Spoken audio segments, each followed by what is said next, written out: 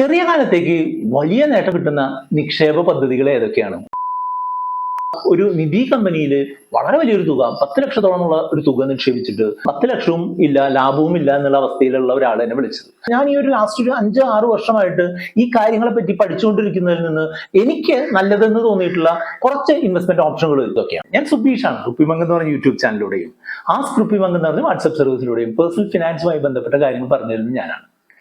നിങ്ങൾ വളരെയധികം പേര് തുടർച്ചയായി ചോദിച്ചുകൊണ്ടിരിക്കുന്ന ഒരു ചോദ്യമാണ്, ചെറിയ കാലത്തേക്ക് വലിയ നേട്ടം കിട്ടുന്ന നിക്ഷേപ പദ്ധതികൾ ഏതൊക്കെയാണ്, ഒന്ന് സജസ്റ്റ് ചെയ്ത് തരാമോ എന്നുള്ളത്.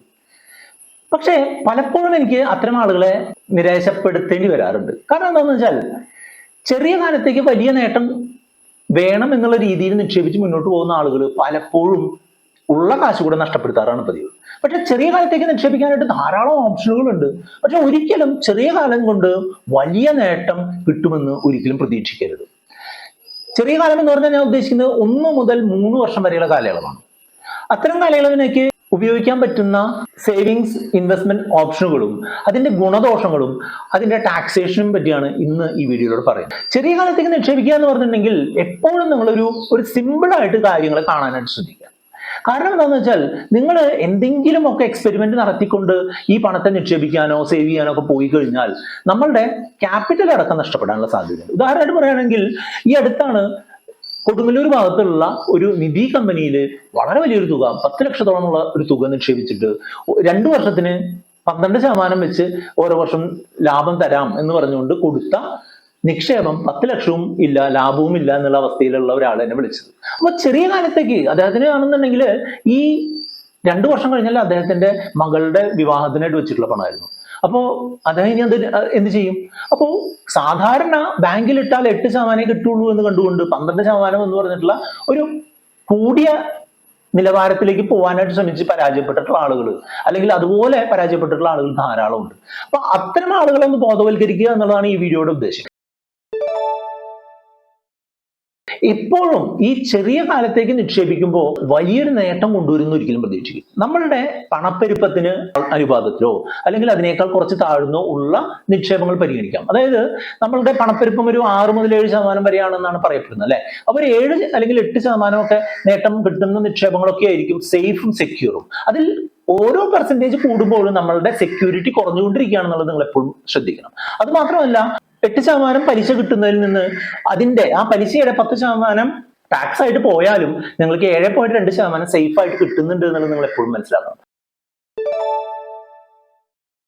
ഈ ചെറിയ കാലത്തേക്ക് ഉള്ള കാര്യത്തിനായിട്ട് ഒരു ഹൈ റിസ്ക് ഇൻസ്ട്രുമെന്റ്, അതായത് അത്ര ക്രെഡിബിൾ അല്ലാത്ത സ്ഥാപനങ്ങളുടെ ബോണ്ടുകൾ, കടപ്പത്രങ്ങൾ, അല്ലാന്നുണ്ടെങ്കിൽ മൾട്ടി ലെവൽ മാർക്കറ്റിംഗ് കമ്പനികളിലുള്ള നിക്ഷേപം, അതുപോലെ മറ്റുള്ള നിധി കമ്പനികളിലെ നിക്ഷേപം, അതുപോലെ മൾട്ടി സ്റ്റേറ്റ് കോപ്പറേറ്റീവ് സൊസൈറ്റികളിലെ നിക്ഷേപം, ഇതൊക്കെ ഭയങ്കര റിസ്കി ആയിട്ടുള്ള പ്രൊപ്പോർഷൻസ് ആണ്. അതുകൊണ്ട് തന്നെ അത്തരം സ്ഥാപനങ്ങളിൽ നിന്നൊക്കെ ഒഴിഞ്ഞു നിൽക്കുന്നതോടൊപ്പം തന്നെ നിങ്ങൾ ചെയ്യേണ്ടത് എന്താണെന്ന് വെച്ചാൽ നല്ല കാര്യങ്ങളെ കണ്ടുപിടിക്കാനായിട്ട് ശ്രമിക്കുക. അപ്പോൾ നല്ല കാര്യങ്ങൾ എന്ന് പറഞ്ഞിട്ടുണ്ടെങ്കിൽ, ഞാൻ ഈ ഒരു ലാസ്റ്റ് ഒരു 5-6 വർഷമായിട്ട് ഈ കാര്യങ്ങളെ പറ്റി പഠിച്ചുകൊണ്ടിരിക്കുന്നതിൽ നിന്ന് എനിക്ക് നല്ലതെന്ന് തോന്നിയിട്ടുള്ള കുറച്ച് ഇൻവെസ്റ്റ്മെന്റ് ഓപ്ഷനുകൾ, ചെറിയ കാലത്തേക്കുള്ള ഇൻവെസ്റ്റ്മെന്റ് ഓപ്ഷനുകൾ ഇതൊക്കെയാണ്.